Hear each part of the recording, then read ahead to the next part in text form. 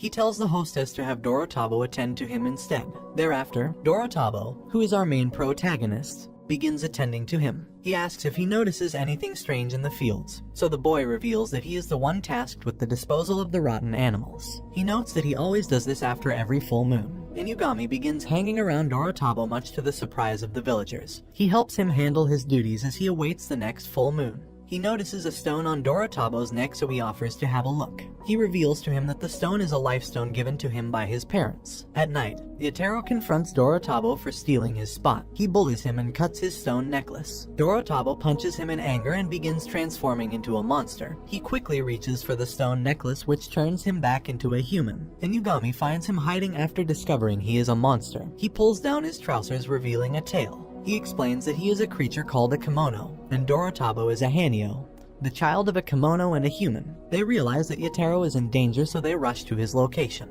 Here, he is attacked by ghouls. Inugami and Dorotabo attack the beasts by cutting off their heads. They notice the leader, who is extremely fast, so Dorotabo assists him and they are able to defeat it. Inugami reveals to Dorotabo that his real job was to eliminate him. He asks what his real name is, and after his response, he shoots him. Dorotabo, now known as Kabane, comes back to life in Inugami's car. He tells him that as a ghoul, he won't die unless his head is cut off. Inugami shelters him at his agency, where he meets with two other kids named Shiki and Akira who work with him as a kimonoist.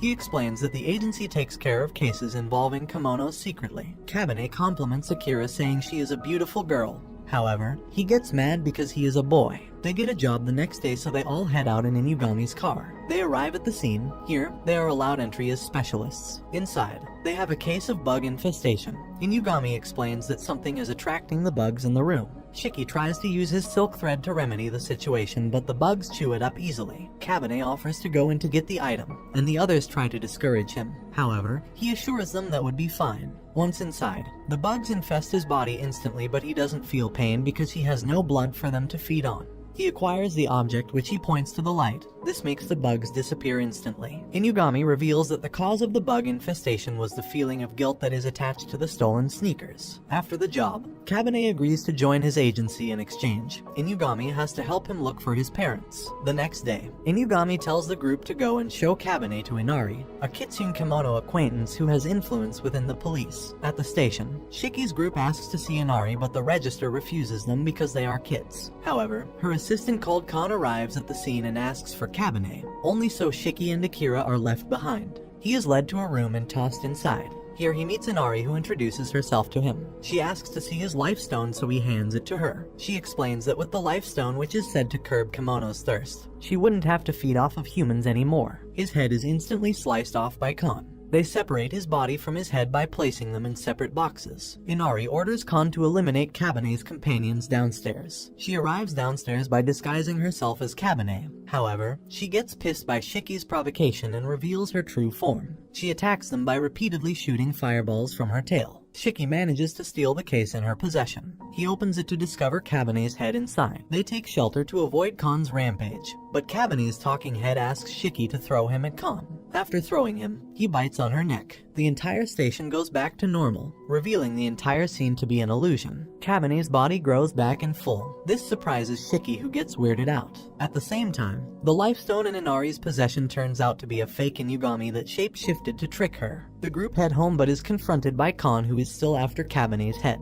However, she loses consciousness, so they take her and end up feeding her. They receive a client who reveals he is having a love problem. On hearing the topic of love, Kabane volunteers to help with the mission so he also can learn about the topic. The client, called Yuruno, suddenly attacks a mouse on sight. He explains that he cannot help himself. Inugami tells them Yuruno is possessed by a Nekomata. They go with him to help out. However, while they wait for his love interest, they notice a cat which they follow. They tell it that Yuruno has fallen in love with her. However, she transforms and reveals that she plans on adding him to her ranks of cats. Khan picks her up, forcing her to listen to Yuruno's love confession. He tells her he doesn't mind living as a cat for her. At the office, Inugami shapeshifts an orange as Kabane's head and hands it to Kon for helping out. At their request, Inugami assigns a mission to Akira and Kabane, although he freaks out after hearing the mission involves dirt in a sewer. He prepares appropriate clothing so they can head into the sewer together. He tells Kabane how he reminds him of his twin brother who Inugami is helping her look for. He explains that after they left their village, they got separated on their way to Tokyo. Akira is suddenly attacked by a frog kimono. However, Kabane saves him, but a tanuki shows up to defeat the monster. The tanuki is a messenger from Inugami. It shows them a letter stating they have to attract all the frog kimono and defeat them.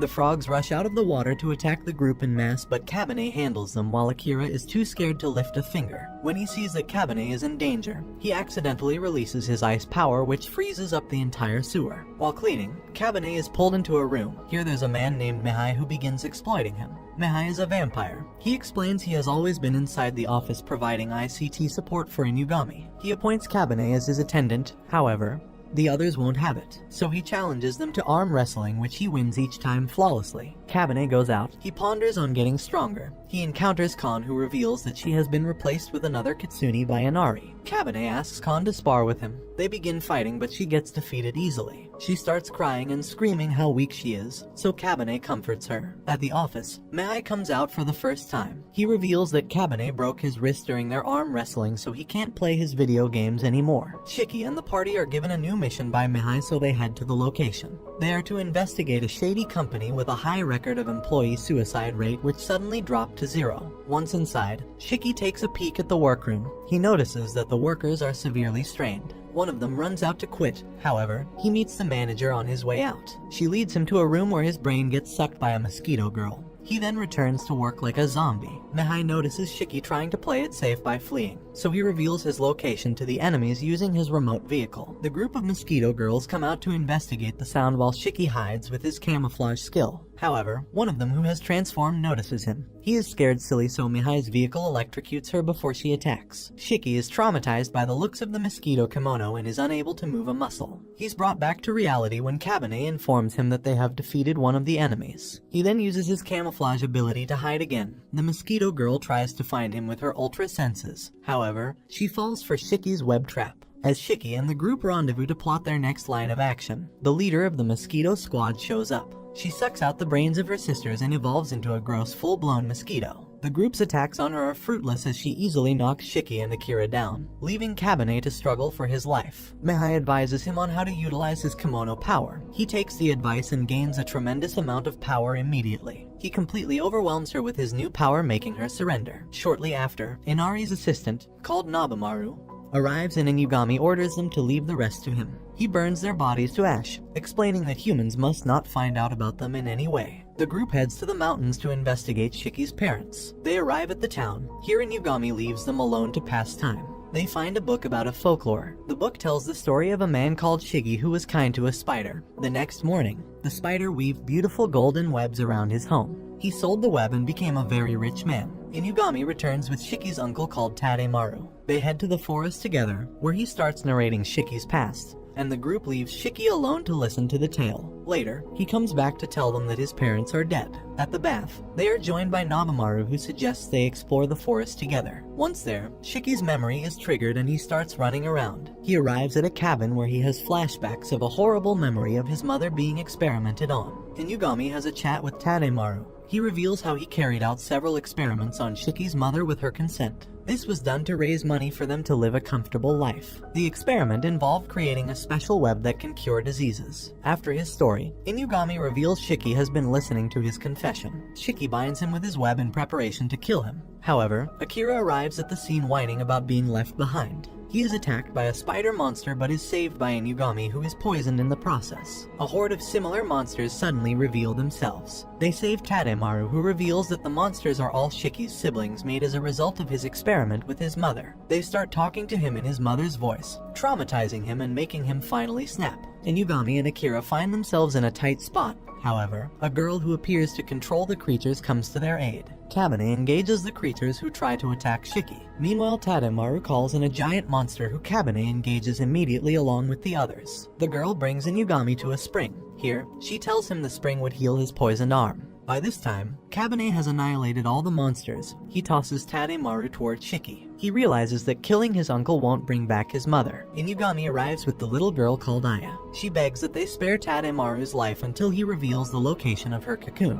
Inugami offers to help her find the cocoon he seems to be trying so hard to hide. He calls Mai, who gives him a lead on where to search. Aya and Shiki quickly run to the spot. Once there, Shiki offers to dive in. He finds a passage that leads to his mother's body wrapped in a cocoon. Thanks to Aya's cocoon, his mother is still alive, so Inugami permits Shiki to take her with them to the city. Tademaru is left behind filled with regret. However, Nobamaru returns to finish him off. Shiki's mother is taken to a hospital where she is treated by an old doctor. He stays by her side until the night. Aya is wary of him, thinking he hates her. Shiki explains that it is thanks to her their mother is still alive and they end up having a sibling bond. His mother awakens to see her 2 kids beside her. Back at the agency, Inugami gives a job to Kabane and Akira. They miss Shiki, who decides to take care of his mother until she recovers. However, Shiki appears out of the blue along with Aya. She asks Kabane out and he agrees instantly. Kon appears and isn't happy with Aya hugging Kabane. Inugami explains the mission, which involves an invisible kimono who peels off pretty ladies' faces. Akira and Shiki pass out from irritation. However, Aya along with Kon offers to assist Kabane. When they arrive at the scene, Kon is still jealous that Kabane is paying more attention to Aya. She hears a voice who offers to help her. Immediately, Aya is pulled by an invisible force, but Kabane throws a punch and saves her. The culprit reveals her true form, stating her name to be Katanashi. She reveals that she only steals people's faces because she wants to be pretty enough to approach a human she loves. At the same time, Kon loses control and tries to attack Aya for ruining her relationship with Kabane, but he won't let her. She runs away in tears. Akira remembers his past with his brother. He takes her for a walk in the snow. However, they are dragged back to the village where they can be watched and cared for. This is because the existence of their village is tied with both of them being twin boys. At the agency, Akira is super uncoordinated. He ends up breaking things or spilling things, thereby making more work for Shiki, who is now seriously angry at him. Due to this, Akira gets frustrated and leaves the agency. In town, he stumbles on his long-lost brother called Yui. He asks why he isn't with Inugami, so he explains that he got frustrated with getting in everyone's way. In the evening, they have walked a long way out of town. Akira starts daydreaming about the kind of house he'd love them to stay in. However, his brother makes her dream come through by making an ice castle out of nothing. The castle is too beautiful, so Akira tries to take a picture, but Yui freezes his phone and stomps it, saying he has no use for it anymore. So he goes out and locks Akira inside. At the agency, Kabane and Shiki are finding it difficult to handle the chores Akira normally does. They decide to go look for him in his ice castle. Once there, they meet a bunch of spectators admiring the structure. Yui comes out of the castle to attack the journalist. However, Inugami intervenes. He reveals on his chest a nullstone. Inugami explains that the nullstone gives its user excess power but also brings destruction. Yui comes upstairs to tell Akira he has finished furnishing the castle. When he comes down, he finds his friends frozen. Akira falls into tears, thinking they are all dead, but his AI plushie tells him they are still alive. Yui recalls the memory of his time with Akira in the village. He was made the village chief and made to endure all forms of trauma at a young age. Only Akira was his light in the midst of everything. While Akira thinks of how to unfreeze the group, Kabane breaks in two. However, his lower half grows back as usual. He tells Akira that his brother is being influenced by the nullstone. Kabane explains that he is going to fight Yui, but only Akira knows how strong his brother really is, so he lies that he wants nothing to do with them anymore and leaves the place along with Yui. At the castle, Kabane tries to unfreeze the rest, but Inari shows up and asks for his help in retrieving the nullstone. On their way out of the forest, Akira and Yui are attacked by Nobamaru. They engage in a fierce battle of fire and ice while Akira is forced to spectate the battle. Nobamaru succeeds in getting close enough to grab the stone, but he is repelled by the cold. Yui tells him he won't be able to hold it since the Kitsune are weak against cold. As Nobamaru begins contemplating his next line of action, he loses concentration and is attacked by Yui. However, Kabane arrives in time to defend him. Kabane is set on fire by Nobamaru. This form allows him to melt Yui's ice to some extent. Yui absorbs more of the stone's power to keep up with Kabane. They keep up with the intense fight for a while. However, Kabane gains the upper hand, but as soon as he aims for the finishing blow,